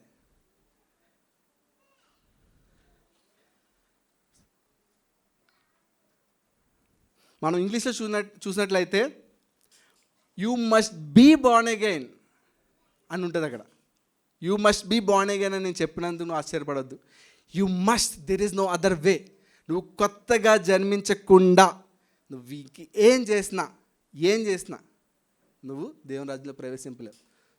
ఇంకా నీకు ఆప్షన్ లేదు. నికోదేము, you have to admit your sinfulness. నువ్వు పాపివి, నువ్వు నిస్సహాయుడివి, నా చేత కావట్లేదు ప్రభువా, నేను కాను, నా అంతటా నేను చేసుకోలేను అని నువ్వు ఆ నిస్సహాయ స్థితిలో, nothing in my hands I bring simply to the cross I cling అని ఒక అద్భుతమైన పాటలో ఉంటుంది, ఇంగ్లీష్ పాటలో. అంటే ఏంటంటే, ప్రభువా నా చేతుల్లో నేనేం తీసుకురావట్లేదు, కేవలం నీ సిలువను హత్తుకుంటున్నాను, అంతే అని రా నికోదేము అని యేసుక్రీస్తు ప్రభువారు చెప్తున్నారు. 8వ వచనం, గాలి తనకిష్టమైన చోట విసురును, నీవు దాని శబ్దం విందువే కానీ అది ఎక్కడి నుండి వచ్చినో ఎక్కడికి పోనో నీకు తెలియదు. ఆత్మ మూలంగా జన్మించిన ప్రతివాడు అలాగే ఉన్నాడు. సో యేసుక్రీస్తు ప్రభువారు ఈ సత్యాన్ని ఒక ఇల్లస్ట్రేషన్తో చెప్తున్నాడు. నికోదేము, నువ్వు గాలిని చూస్తావు కదా, గాలి నీ కంటికి కనబడదు, అది ఇటువైపు నుంచి వస్తుందా ఇటువైపు నుంచి వస్తుంది, నీకు కనబడదు. కానీ నీకు కనబడేది లేకపోతే తెలిసేది ఏంటి? దాని శబ్దాన్ని వింటాం. మనం కూడా అంతే కదా, గాలి అక్కడ వీస్తుందా లేదా మనం చూసి చెప్పలేము. కానీ ఒకవేళ చెట్టు ఏదైనా ఊగుతుంది అనుకోండి, మనం ఏం చెప్తాం, అరే గాలి బాగా వీస్తుంది అంటాం. కాబట్టి ఒక గాలి వీస్తున్నప్పుడు నువ్వు దాన్ని ఏ డైరెక్షన్లో వస్తుంది, ఎంత ఫోర్స్ వస్తుందో నేరుగా చెప్పలేవు, కానీ దాని ఎఫెక్ట్స్ బట్టే దాన్ని తెలుసుకుంటావు కదా. అట్లాగే ఆత్మ మూలంగా జన్మించిన ప్రతి వాడును అలాగే ఉన్నాడు. సో ఒక వ్యక్తిలో పరిశుద్ధాత్మ దేవుడు ఈ యొక్క నూతన జన్మ కార్యాన్ని చేయడం అనేది, ఈ రీజనరేషన్ వర్క్ చేయడం అనేది ఎప్పుడు జరుగుతుంది, ఎట్లా జరుగుతుంది అనేది ఎవరు చెప్పలేరు. ఇది కంప్లీట్గా sovereign work of God by his grace. తన కృపాకని సార్వభౌమ కృప ద్వారా పరిశుద్ధాత్మ దేవుడు మానవుల్లో జరిగించే కార్యం ఇది, ఆత్మకార్యం. ఒక వ్యక్తి ఇలాగే తిరిగి జన్మిస్తాడని పరిశుద్ధాత్మ కార్యాన్ని ఒక బాక్స్ గీసి అందులో పెట్టలేం మనం. మన ఎక్స్పీరియన్స్ కూడా చెప్తుంది కదా, చాలామంది మనం చూసినట్లయితే నువ్వు ఎప్పుడు తిరిగి జన్మించావంటే చాలామంది చెప్తారు December 1, 2021 సో టైం అంటారు. బట్ కొంతమంది అడిగితే నాకు తెలియదు, నేను స్లోగా నా లైఫ్లో ఆ ట్రాన్స్ఫర్మేషన్ నాకు అర్థమవుతుంది. అంతకుముందు యేసుప్రభు అంటే నాకు అంత ప్రేమ ఉండేది కాదు, కానీ స్లోగా నాలో యేసుప్రభు అంటే ఆశ పెరిగింది, ఆసక్తి పెరిగింది. ఆయన తప్ప నాకు జీవితం లేదు, ఆయన తప్ప ఆయనకి వేరుగా నాకు నాశనమే అని నేను నమ్ముతున్నాను అని వాళ్ళు చెప్పడం చూస్తాం. కాబట్టి పరిశుద్ధాత్ముడు ఈ నూతన జన్మ కార్యాన్ని ఎట్లా చేస్తాడు అనేది పర్సన్ టు పర్సన్ మారచ్చు. కానీ మనం చూసేది ఏంటి? మనం ఏం చూస్తాము? ఆ ఎఫెక్ట్స్ అయితే మనకు కనబడతాయి ప్రతి ఒక్కరిలో. అంటే ఆ వ్యక్తి ద్వారా మార్చబడిన వ్యక్తుల యొక్క పరిశుద్ధాత్మ ద్వారా మార్చబడిన వ్యక్తి యొక్క జీవితంలో ఆ పరిశుద్ధాత్మ కార్యం, ఈ నూతన జన్మ కార్యం యొక్క ఫలాలు, మార్చబడిన జీవితం, యేసుక్రీస్తు విశ్వాసం, ఇవన్నీ కనిపిస్తాయి. సో చాలాసార్లు ఈ క్రిస్టియన్ సర్కిల్స్లో, సంఘాల్లో మనకు ఎవరైనా కొత్త వాళ్ళు వచ్చినప్పుడు ఏం చేస్తాం? నువ్వు తిరిగి జన్మించావా, రక్షించబడ్డావా అని ప్రశ్న వేస్తూ ఉంటాం కదా. వేసినప్పుడు వాళ్ళు చాలాసార్లు కొంతమంది ఏమంటారు? బాప్తిసం తీసుకున్నాను అంటారు. అంటే వాళ్ళకి అంటే తిరిగి జన్మించడం అంటే ఏంటి, దాన్ని అర్థం చేసుకునే విషయంలో వాళ్ళు డిఫరెంట్ అండర్స్టాండింగ్ కలిగి ఉంటారు. కానీ మనం చూసినట్లయితే ఇక్కడ తిరిగి జన్మించడం అంటే బాప్తిసం తీసుకోవడం కాదు.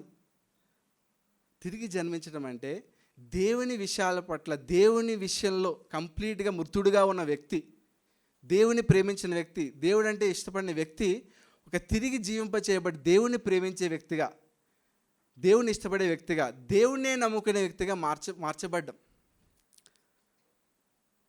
సో ఇప్పుడు మనం కూడా చాలాసార్లు క్రైస్తవులను పిలబడతాము, ప్రభువుని నమ్ముకున్నాము, మన సంఘంకి వస్తున్నాము. కానీ మనం ఇక్కడ చూస్తున్న ఒక సత్యం ఏంటంటే పరిశుద్ధాత్మ మనలో నూతన జన్మ కలిగజేసినప్పుడు ఖచ్చితంగా అది ఎలా జరిగింది అనే విషయం మనం చెప్పలేకపోవచ్చు, కానీ లేకపోతే ఎప్పుడు జరిగింది అనేది క్లారిటీగా చెప్పలేకపోవచ్చు, కానీ దాని ఎఫెక్ట్స్ అయితే మన జీవితంలో కనిపించాలి. ఆ పరిశుద్ధాత్మ కార్యం యొక్క ఫలాలు అయితే మన జీవితంలో కనబడతాయని బైబిల్ చెప్తుంది. సో మన జీవితం ఎట్లా ఉంది? మనందరం ఒకసారి just let us look at our selves, మనం చూసుకుందాం. సో ఆ ఫలం ఎట్లా ఉంటుంది? మనం మన రక్షణ విషయంలో మన కార్యాల్ని, నేను ఇంత మంచిగా రెగ్యులర్గా సంఘ పరిచయాలకు వస్తున్నాను కాబట్టి దేవుడు నన్ను యాక్సెప్ట్ చేస్తున్నాడు అనుకుంటున్నామా, లేకపోతే ఆ సిలువనే చూస్తున్నామా? సో పరిశుద్ధాత్మ చేసే కార్యం ఏంటి? ఆ సిలువనే చూసేటట్లు చేస్తుంది. యేసుక్రీస్తు తప్ప ఇంక ఏది కాదు నా రక్షణకు ఆధారం అనేటట్లుగా చేస్తుంది నూతన జన్మ కార్యం. మరి మన జీవితం అనేది రిపెంటెన్స్తో, కంటిన్యూస్ రిపెంటెన్స్తో నిండి ఉందా? ఒక తిరిగి జన్మించిన వ్యక్తి పాపాన్ని చేస్తూ అలా సంతోషంగా ఉండలేడండి. ఎందుకంటే ఇప్పుడు తనలో జీవం ఉంది. ఒక చచ్చిపోయిన వ్యక్తిని ఒక రాడ్ పెట్టి కొట్టామనుకోండి, ఏం చేస్తాడు? చలించడు. కానీ బ్రతికున్న వ్యక్తికి చిన్న ముళ్ళు కూర్చొని ఏం చేస్తాడు? తట్టుకోలేడు. అట్లాగే మృతమైన స్థితిలో ఉన్న ఆత్మ పాపం చేసినా ఏమనిపించదు, ఎంజాయ్ చేస్తూ ఉంటాడు మనిషి.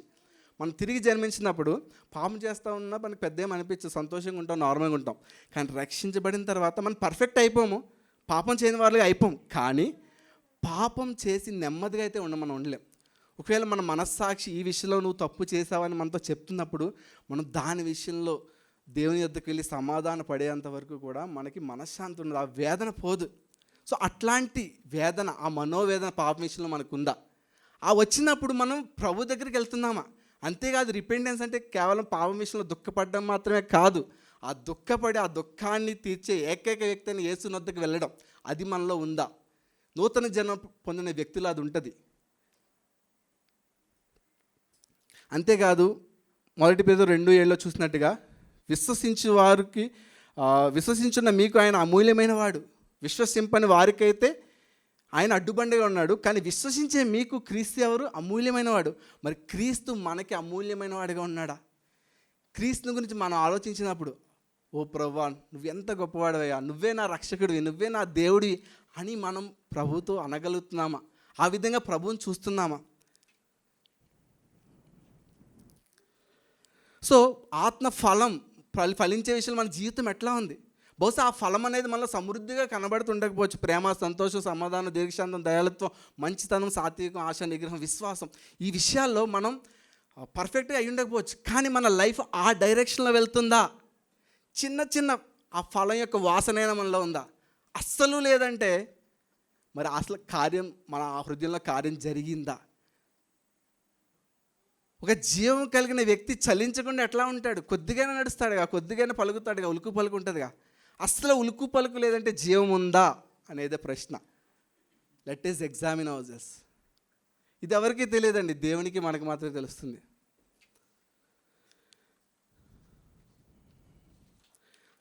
సో యేసుప్రభు ఇదంతా చెప్పారు. మరి దానికి నికోదేము ఇచ్చిన స్పందన ఏంటి? 3:9 వచనం నుంచి మనం చూసినట్లయితే,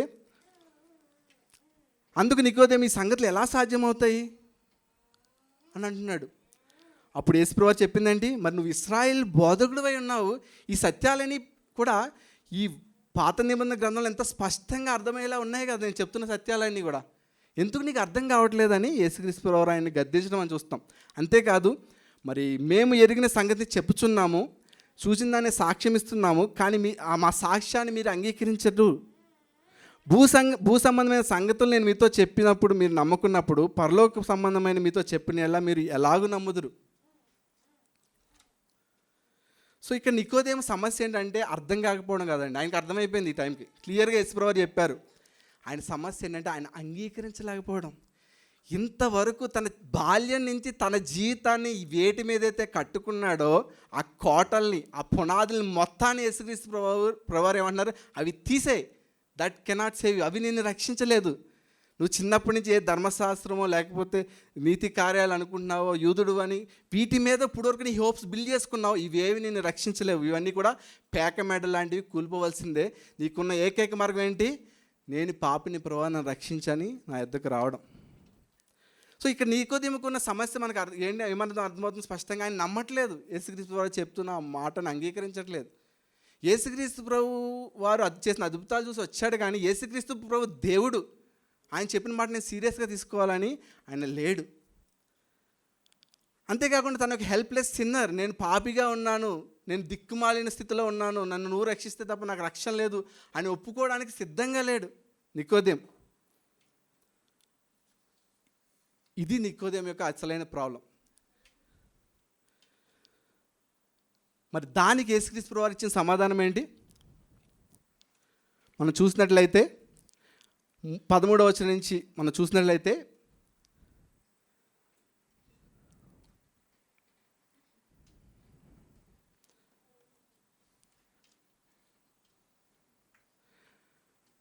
పరలోకం నుంచి దిగి వచ్చిన వాడే, అనగా పరలోకం నుండి మనిషి కుమారుడే తప్ప పరలోకంలోనికి ఎక్కిపోయిన వాడు ఎవరు లేడు.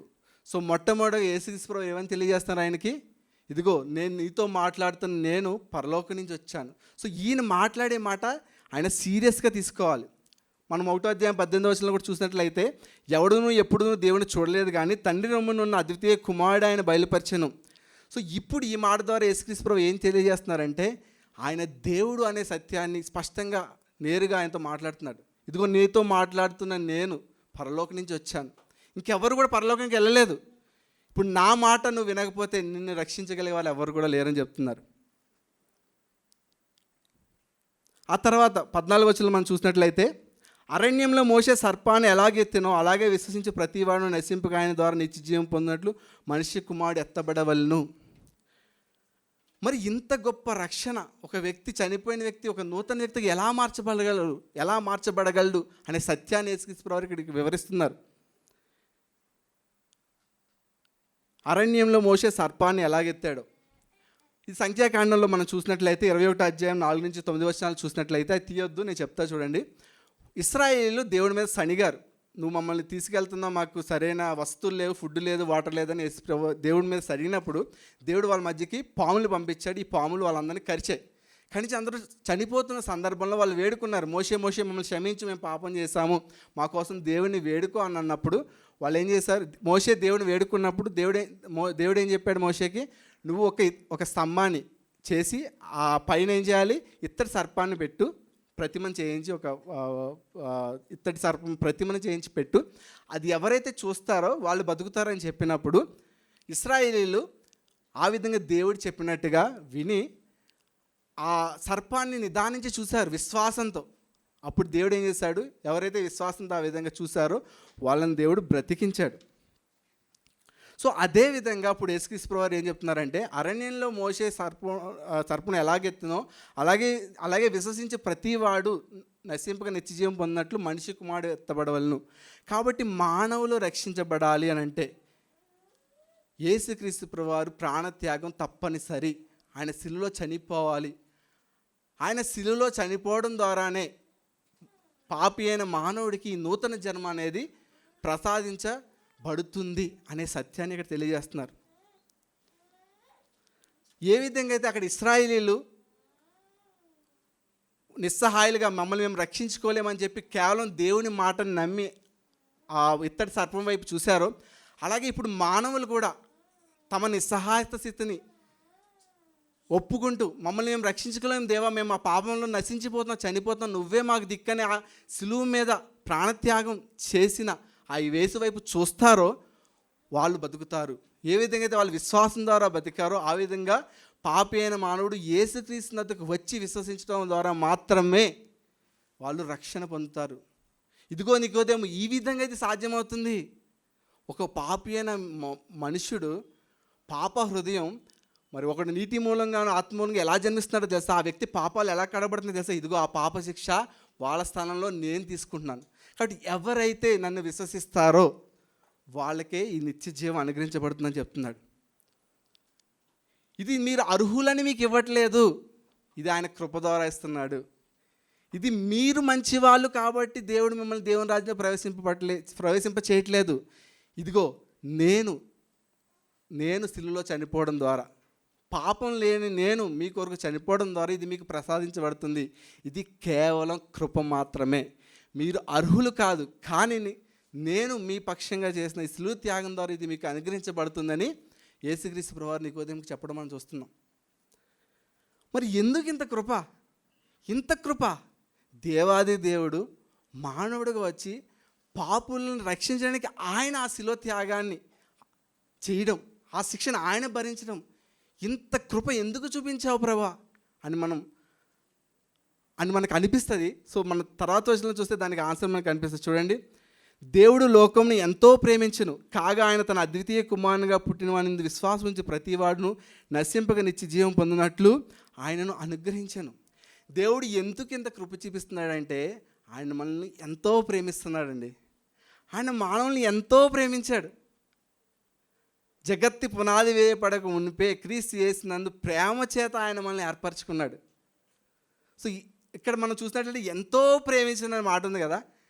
మరి బహుశా అక్కడ పదాలు వాడడానికి, అంటే ఆ ప్రేమను వివరించడానికి పదాలు లేకేమో. ఎంతో, God so loved the world so much.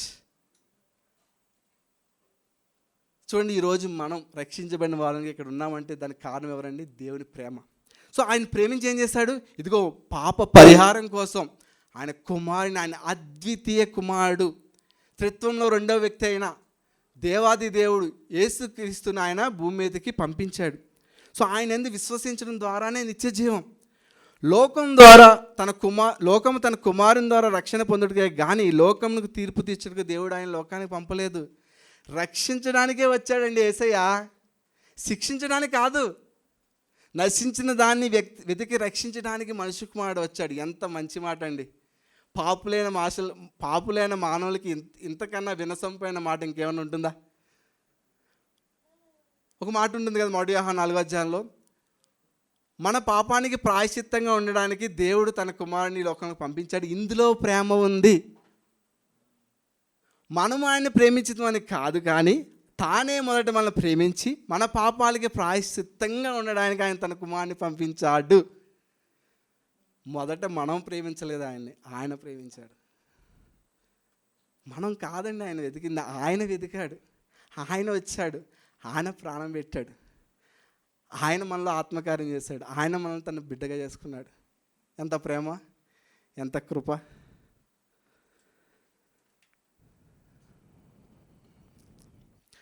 So మనం ఇక్కడ చూస్తున్నాం కదా, త్రిత్వం యొక్క మహా గొప్ప కార్యం. తండ్రి అయిన దేవుడు ఏం చేశాడు?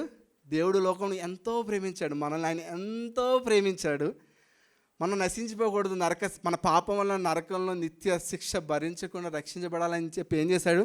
ఆయన తన కుమారుణ్ణి, ఏకైక కుమారుడు, ఆప్తుడు, ఎంతో సన్నిహితుడు. చూడండి, మనకు ఎంతో ఇష్టమైన వాళ్ళ సహవాసాన్ని మనం కోల్పోవడానికి ఇష్టపడం. వాళ్ళు మనతో ఉండాలని, వాళ్ళతో స్పెండ్ చేయాలనుకుంటాం. అలాంటిది దేవుడు తండ్రి కుమారుడు ఎంత అన్యోన్య సహవాసం. అట్లాంటిది ఆయన్ని త్యాగం చేశాడు తండ్రి. తనకున్న సర్వస్వాన్ని తండ్రి మన కోసం అర్పించాడు. అది ఆయన ప్రేమ. అండ్ యేసుక్రీస్తు ప్రభువారు సిలువలో ఏం చేశారు? మనకి అర్హత లేదు, మనంతట మనం సంపాదించుకోలేని ఆ రక్షణని, ఆ నిత్య జీవాన్ని, ఆ నూతన జన్మని మనకివ్వడానికి ఆయన ఆ శిక్ష భరించాడు. ఎంత గొప్ప కృప అండి.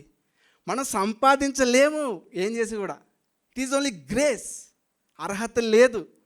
ఆయన బలి అయ్యి అర్హత మనకి ఇచ్చాడు. ఇది కృప.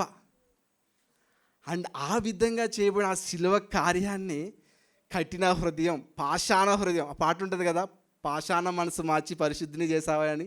సో పాషాణ రాతి లాంటి మన హృదయాన్ని దేవుడు ఏం చేశాడు, పరిశుద్ధాత్మ దేవుడు మార్చి ఆ రాతి గుండెని తీసేసి మాంస గుండె పెట్టాడు. అంటే తనని ఇష్టపడే మనసు ఇచ్చాడు. తన జీవాన్ని మనలో పోసాడు. The very life of God, దేవుని వెరీ లైఫ్ ఆఫ్ గాడ్, దేవుని స్వభావాన్ని, దేవుని జీవాన్ని, ఆ నిత్య జీవాన్ని మనలో పోసాడు పరిశుద్ధాత్మ దేవుడు. సో ఈరోజు మనం ఇక్కడ రక్షించబడిన బిడ్డలుగా ఉన్నామంటే అది దేవుని తండ్రి అయిన దేవుడు మన పట్ల చూపిన ప్రేమ. యేసుక్రీస్తు ప్రభు శిలువ కార్యం ద్వారా మనకు అనుగ్రహించబడిన కృప, పరిశుద్ధాత్మ శక్తి చేత మనలో పని చేయొచ్చిన ఆయన కార్యం. It is not nothing to boast. కాబట్టి ఇంత ప్రేమను మనం రుచి చూసిన మనం ఎట్లా ఆ ప్రేమకి ఎట్లా స్పందించాలి? రోమపత్రిక 12 అధ్యాయాలు మనం చూసినట్లయితే, కాబట్టి ప్రియ సహోదరులారా, పరిశుద్ధమును దేవునికి అనుకూలమైన సజీవ యాగంగా మీ శరీరాన్ని సమర్పించుకోండి. ఇటు సేవ మీకు యుక్తమైంది. లోక మర్యాదను అనుసరింపక ఉత్తమము, అనుకూలము, సంపూర్ణమైన దేవుని చిత్తమేదో పరీక్షించి తెలుసుకున్నట్లు మీ మనసు మారి నూతన మగటి వల్ల రూపాంతరం పొందడి. సో ఇంత ప్రేమను మీరు రుచి చూశారు కాబట్టి పౌలు గారు 12వ అధ్యాయంలో ఇలా అంటున్నారు. 11 అధ్యాయాల్లో ఆ కృప యొక్క మహాదైశ్వర్యాన్ని వివరించిన తర్వాత రోమపత్రికలో 12వ అధ్యాయం 1వ వచనంలో ఇలా అంటున్నారు పౌలు గారు, కాబట్టి ఇంత ప్రేమను మీరు పొందారు కాబట్టి, ఆ వాత్సల్యాన్ని బట్టి, దేవుని వాత్సల్యాన్ని మీరు చూశారు కాబట్టి, నేను మిమ్మల్ని బతిమాల్చుకున్న చిన్న విషయం ఏంటో తెలుసా, మీ శరీరం అంటే ఎవ్రీథింగ్, తలంపులు, క్రియలు, మనసు, ఎఫెక్షన్స్, ఎవ్రీథింగ్ దేవునికి సజీవ యాగంగా ఆయన సంతోషపెట్టాలనే ఏకైక మోటివ్తో బతకండి. కాబట్టి మీ మనసు రెన్యూ అవడం ద్వారా, దేవుని వాక్యం చేత రెన్యూ అవడం ద్వారా ఆయన చిత్తాన్ని ప్రతి విషయంలో కూడా మీ ఆసక్తి ఏమై ఉండాలి, నేను దేవునికి ఇష్టంగా బతకాలి, ఆయన సంతోషపెట్టే జీవితం బతకాలి అనేది మీకు మీ ఆశగా ఉండాలి. అంతేకాదు దేవుడు ఎంతో ప్రేమించి తన కుమారుని లోకానికి పంపించాడు మనల్ని రక్షించడానికి. ఇప్పుడు యేసుక్రీస్తు ప్రభువు ఏమంటున్నారు, 20-21 అధ్యాయం యోహాను సువార్తలో, తండ్రి నన్ను పంపిన ప్రకారం నేను మిమ్మల్ని పంపుచున్నాను అని శిష్యులతో అంటున్నాడు. కాబట్టి దేవుడు ఎంతో ప్రేమించి ఇప్పుడు మనల్ని సువార్త ప్రకటించడానికి ఈ లోకాన్ని పంపించాడు. మీరు సమస్త జనం యొద్దకు వెళ్ళి సువార్త ప్రకటించండి. తండ్రి అయిన దేవుడు మనల్ని ప్రేమించి తన కుమారుని పంపించాడు. ఇప్పుడు కుమారుడైన దేవుడు మనల్ని ప్రేమించి ఏం చేశాడు, వాళ్ళ రక్షణ సువార్త ప్రకటించి మనల్ని పంపించాడు. మనం ఎంత నమ్మకంగా ఉంటున్నాం మరి ఈ విషయంలో? మనం పొందిన ప్రేమను ఇతరులకి పంచుకునే విషయంలో ఎట్లా ఉన్నాం? మరి దేవుడు మనకు ఆ విధంగా సహాయం చేయను గాక. తర్వాత వచ్చిన 18వ వచనం మనం చూసినట్లయితే, ఆయన యందు విశ్వాసం ఉంచిన వారికి తీర్పు లేదు. What a wonderful good news it is. ఎంత గొప్ప సువార్త అండి.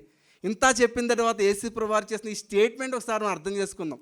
ఎవరైతే యేసుక్రీస్తు యొద్దకు వస్తారో, కేవలం ఆయన మీదే ఆధారపడతారో, ఆ రక్షణ కొరకు ఆయన వైపు వస్తారో, ఆయన వద్దకు వస్తారో, వాళ్ళకి తీర్పు లేదు. They are eternally secured. వాళ్ళు నిత్యత్వ వరకు యేసుక్రీస్తులో భద్రపరచబడ్డారు. ఇంకా వాళ్ళని శిక్షించే ఇంక ఏది లేదు, ఏ నేరారోపణ లేదు. కాబట్టి ఇక్కడ ప్రియులారా, ఇంకా ఇక్కడ ఉన్న వాళ్ళు ఎవరైనా మీరు రక్షణ పొందకుండా ఉన్నట్లయితే, ఇంతకంటే శుభవర్తమానం మీకు ఉంటుందా? మీరు ఏమి చేసి కూడా, నికోదేము చూశారు కదా, ఏమి చేసి కూడా మీరు పాపాలను పోగొట్టుకోలేరు. మీరు క్రిస్టియన్ కుటుంబంలో పుట్టడం అనేది మీ పాపాన్ని పోగొట్టలేదు. మీ మంచి పనులు, తీర్థయాత్రలు ఏవి పాపాన్ని పోగొట్టలేదు. కేవలం యేసుక్రీస్తుని విశ్వసించడం ద్వారా మాత్రమే మీ పాప క్షమాపణ పొందుతారు. ఒకవేళ యేసుక్రీస్తు ప్రభువుని మీరు విశ్వసిస్తున్నట్లయితే మీకు ఎటువంటి శిక్ష లేదు. మీరు రక్షించబడ్డారు, దేవునితో సదాకాలం సంతోషంగా ఉంటారు. ఒకవేళ యేసుక్రీస్తు ప్రభువుని ఇంకా విశ్వసించకపోతే వాళ్ళ పరిస్థితి ఏంటో చూడండి. తర్వాత చూస్తే, విశ్వసింపని వాడు దేవుని అద్వితీయ కుమారుని నామమును విశ్వసించలేదు కనుక వానికి ఇంతకు ముందే తీర్పు తెచ్చబడను. Already you stand condemned. మీరు ఆల్రెడీ తీర్పులోనే ఉన్నారు. ఒకవేళ యేసుక్రీస్తుని విశ్వసించట్లేదంటే మీరు ఆల్రెడీ మీ యొక్క నిత్యత్వం ఏమవుతుంది, నశించిపోతున్నారు అనేది ఆల్రెడీ తీర్పు అయిపోయింది. ఏంటి ఆ తీర్పు? వెలుగు లోకంలోనికి వచ్చాను కానీ తమ క్రియలు చెడ్డవైన మనుషులు వెలుగును ప్రేమింపక చీకటిని ప్రేమించిరి. దుష్క్రాయం చే ప్రతి వాడును వెలుగును ద్వేషించును, తన క్రియలు దుష్క్రియలుగా కనపడుకున్నట్లు వెలుగునొద్దకు రాడు. సత్యవర్తనుడు అయితే తన క్రియలు దేవుని మూలంగా చేయబడి ఉన్నవని ప్రతిష్టపరచబడినట్లు వెలుగునొద్దకు వచ్చెను. చూసారా, ఎందుకు ఒక వ్యక్తి యేసుక్రీస్తు ప్రభు వద్దకు రాడు? ఎందుకు? ఆ వ్యక్తి మీద ఉన్న తీర్పు ఏంటంటే, వెలుగు లోకంలోనికి వచ్చింది, యేసుక్రీస్తు ప్రభు వచ్చాడు, ఆయన సువార్త ప్రకటించబడుతుంది. కానీ ఎవరైతే రావట్లేదో వాళ్ళు ఎందుకు రావట్లేదు? తమ క్రియలు చెడ్డగా ఉన్నాయి, అవి వదులుకోవడానికి, వాటి విషయంలో దేవునితో సమాధాన పడడానికి వాళ్ళకి ఇష్టం లేదు. వాళ్ళు ఏం చేశారు? వెలుగును ప్రేమక చీకటినే ప్రేమించిరి. దుష్కార్యం చేసే ప్రతి వ్యక్తి వెలుగుని ద్వేషిస్తాడు. మరి తన క్రియలో దుష్టక్రియలని తెలియకుండా ఉండాలని చెప్పి యేసు వద్దకు రాడు. ఓ నికోదేము, నీకు సత్యం వివరించబడింది. ద ఓన్లీ రీజన్ నువ్వు ఆ సత్యాన్ని అంగీకరించకపోవడానికి ఒకే ఒక కారణం ఏంటో తెలుసా? నువ్వు నీ పాపస్థితిని ఒప్పుకోవడానికి ఇష్టపడలేదు. నిన్ను రక్షించేవాడు యేసుక్రీస్తు తప్ప నీకు వేరే దిక్కు లేదనే సత్యాన్ని నువ్వు ఒప్పుకోవడానికి ఇష్టపడలేదు. అది నీ సమస్య. కానీ ఎవరైతే అలా ఒప్పుకుంటారో వాళ్ళు ఏం చేస్తారు? చివరి వచనంలో ఉన్నట్టుగా 21వ వచనంలో, సత్యవర్తునుడైతే, ఎవరైతే ఆ రిపెంటెంట్ హార్ట్ ఉంటుందో, ఎవరైతే యేసుక్రీస్తు ప్రభు యొద్దకు వచ్చి ఆ రక్షణ పొందాలనుకుంటారో వాళ్ళు తమ క్రియలు దేవుని మూలంగా చేయబడ్డాయి. అవును, నేను దేవుని చేత అంగీకరించబడ్డాననే సత్యాన్ని వాళ్ళు ప్రత్యక్షపరచబడ్డానికి ఏం చేస్తారు? ఇంకా వస్తూ ఉంటారు. కాబట్టి ఇక్కడ మనకు కనబడుతున్న మరొక సత్యం ఏంటంటే, రక్షించబడిన వాళ్ళు ఎట్లా ఉంటారండి? వాళ్ళు పాపాన్ని వాళ్ళ జీవితంలో దాపరికాలు ఏమి ఉండవు. అరే నాకంటూ ఒక ప్రైవేట్ లైఫ్, ఇక్కడ వరకే ప్రభా, మిగతా వాటిలో నన్ను అడగొద్దు అనేదే ఉండదు. ప్రభా, నా హృదయం తెరిచిన పుస్తకం ఎదుట, నా హృదయంలో ఎక్కడ ఏ మూలనైనా నీకు ఇష్టంగా ఉందా చూపించి ప్రభా, నేను సరి చేసుకుంటాను. ఈ విషయంలో నువ్వు తప్పు చేస్తున్నావు ప్రసాద్ అని నాతో చెప్తే నేను ఎట్లా రెస్పాండ్ అవ్వాలి? లేకపోతే రక్షించబడిన వ్యక్తి ఎట్లా రెస్పాండ్ అవుతాడు? అవునా ప్రభా, అయ్యో నేను క్షమించు ప్రభా, నిజమే కదా, ఈ విషయంలో నేను నీకు విరోధంగా బతుకుతున్నాను, నన్ను క్షమించని ఆ వ్యక్తి ఏం చేస్తాడు? దేవునితో నిరంతర సహవాసాన్ని కోరుకుంటాడు. 1 యోహాను 1వ అధ్యాయం మనం చూసినట్లయితే అదే కదా, మన పాపాలను మనం ఒప్పుకొని వెళ్ళా. అది యాక్చువల్గా రక్షించబడిన వాళ్ళకి రాయబడిన పత్రిక. కాబట్టి రక్షించబడిన వాళ్ళు నిరంతరంగా దేవునితో సహవాసాన్ని కోరుకుంటూ ఏ విధంగా ఆ వెలుగులో నడుస్తారో అనేది 1వ అధ్యాయం 9వ వచనం మనకు తెలియజేస్తుంది. ఆ విధంగా పాపాలను ఒప్పుకుంటూ వెలుగునొద్దకు వస్తూ వాళ్ళు వెలుగుతో కలిసి నడిచే వాళ్ళగా ఉంటారనమాట. సో నికోదేముకి దేవుడు యేసుక్రీస్తు ప్రభు స్పష్టంగా ఈ సత్యాన్ని తెలియజేశారు. ఏంటి? నువ్వు తిరిగి జన్మిస్తేనే దేవుని రాజ్యంలో ప్రవేశిస్తావు. మరి తిరిగి జన్మించడం ద్వారానే నువ్వు ఆ నిత్య జీవాన్ని పొందుకుంటావు. మరి ఈ నిత్య జీవానికి ఏ విధంగా వస్తుంది? యేసుక్రీస్తును, మానవులను రక్షించడానికి దేవుడు పంపిన అద్వితీయ కుమారుడైన యేసుక్రీస్తుని విశ్వసించడం ద్వారా మాత్రమే. సో మరి ఏంటి? నికోదేము ఎట్లా స్పందించాడు దీనికి? మనం చదువుకున్న వాక్య భాగంలో అయితే నికోదేము ఎట్లా స్పందించాడు అనేది మనకు లేదు. కానీ యోహాను సువార్తలో మనం చూసినట్లయితే 7వ అధ్యాయం 50-51 వచనము, అలాగే 19వ అధ్యాయం 38-39 వచనం చూసినట్లయితే నికోదేము 7వ అధ్యాయం 50-51 వచనంలో అక్కడ మిగిలిన అధికారులు యేసుప్రభువుని దూషిస్తున్నప్పుడు ఏమంటాడు? ఒక వ్యక్తిని నేరాడు విచారించకుండా ఆ వ్యక్తి మీద మనం ఎలా నేరాన్ని మోపగలం ధర్మశాస్త్రం ప్రకారం అని వాళ్ళని ప్రశ్నిస్తారు. అంటే యేసుక్రీస్తుని తను విశ్వసిస్తున్నాడు అనే దానికి ఒక రుజువుగా అక్కడ కనిపిస్తుంది. అంతేకాదు, యేసుక్రీస్తు చనిపోయిన తర్వాత అతనికి సుగంధ ద్రవ్యాలు పూయడాన్ని కూడా తీసుకెళ్ళి పూయడాన్ని మనం 19వ అధ్యాయం 38-39 చూస్తాం. ఒకసారి చూడండి, యోహాను సువార్త 19వ అధ్యాయం 38-39 వచనాలు. అటు తర్వాత యూదుల భయం వలన రహస్యంగా యేసు శిష్యుడైన అన్నమతయ్య యోసేపు తాను యేసు దేహం తీసుకుపోవటకు పిలాతు వద్ద సెలవడిగను. అలాగే 39వ వచనంలో, మొదటి రాత్రి వేళ ఆయన యొద్దకు వచ్చిన నికోదేము కూడా బోలంతో కలిపిన అగరు రమారమి 150 సేర్లు తెచ్చాను. సో ఈ విధంగా యేసుక్రీస్తు ప్రభుని నికోదేము వర్షిప్ చేయడం చూస్తాం. సో ఈ ఫ్రూట్స్ నికోదేము జీవితంలో కనిపిస్తుంది. ఈ ఫ్రూట్స్ ఏమి కనిపిస్తున్నాయంటే, ఇమీడియట్గా ఈ కన్వర్జేషన్లో నికోదేము మారినట్లయితే మనకు లేదు. కానీ ఏదైతే సత్యాలు నికోదేము హృదయంలో యేసుక్రీస్తు ప్రభు ద్వారా నాటబడ్డాయో అవి తర్వాత కాలంలో ఫలించాయి. తన పాపస్థితిని నికోదేము ఒప్పుకున్నాడు. యేసయ్య, నువ్వు తప్ప నాకు వేరే దిక్కు లేరు, నువ్వే నన్ను రక్షించని యేసు ప్రభు యొద్దకు వచ్చి వేడుకున్నాడు. ఆ విధంగా నికోదేము అయ్యాడు, యేసుక్రీస్తు ప్రభువుని విశ్వసించాడు, యేసుక్రీస్తు ప్రభుకి నిజమైన ఆరాధికుడు అయ్యాడు. సో మనం ఇప్పుడు స్పష్టంగా విన్నాం. మనం విన్న సత్యాల్ని విని విస్మరించకుండా వాటిని మనకి అప్లై చేసుకుందాం. దేవుడు మనకి సహాయం చేయను కాక. ఒకసారి కళ్ళు మూసుకుందాం, ప్రార్థన చేసుకుందాము. నికోదేము విశ్వసించాడు. ఒకవేళ ఇక్కడ ఉన్న వాళ్ళు ఎవరైనా ఇంకా యేసుక్రీస్తు ప్రభువుని విశ్వసించినట్లయితే, నికోదేము వల్లే మీ సొంత కార్యాల మీద ఆధారపడుతున్నట్లయితే, మిమ్మల్ని ఇంకా యేసుక్రీస్తుని విశ్వసించకుండా యేసుప్రభు ఎదుటకు రాకుండా ఉండేటట్లు చేస్తున్న విషయం ఏంటి? మీ పాపమా? లేకపోతే మీరు ఏదో విధంగా మీరు చేసిన కార్యాలు మీకు ఆ నిత్యజీవం ఇస్తాయనుకుంటున్నారా? లేదు. మనం చూసాము కేవలం యేసుక్రీస్తుని విశ్వసించడం ద్వారా మాత్రమే. కాబట్టి యేసుక్రీస్తు ప్రభుని వేడుకున్నాము, ఆయన ఇచ్చే రక్షణని పొందుకుందాం.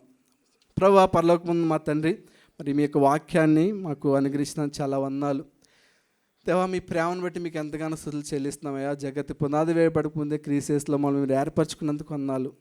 సిలువలో నీ ప్రియ కుమారుడు మా కోసం చేసిన త్యాగాన్ని బట్టి, ఆ కృపను మాకు అనుగ్రహించినందుకు వందనాలు. మీ ఆత్మ ద్వారా మమ్మల్ని మార్చి నూతన వ్యక్తులుగా చేసినందుకు మీకు ఎంతగానో స్తుతులు చెల్లిస్తున్నాం తండ్రి. ప్రభు, మా మధ్యలో ఇంకా రక్షణ లేకుండా ఉన్నవారిని రక్షించమని ప్రార్థన చేస్తున్నాను. నికోదేముని మార్చినట్టుగా వారి హృదయాల్లో కూడా మీకు పరిశుద్ధాత్మ కార్యం చేయవలసిందిగా వేడుకుంటున్నాం. అదేవిధంగా రక్షించబడిన మేము సజీవంగా మా దేహాలను మీకు అర్పించుకొని మీ ప్రేమకు ప్రతిగా మిమ్మల్ని అత్యంత ప్రేమతో ప్రేమించే వాళ్ళుగా నిరంతరం ఉంచమని వేడుకొని యేసు ప్రభువు నామమున స్తుతించి ప్రార్థిస్తున్నామా తండ్రి. ఆమేన్.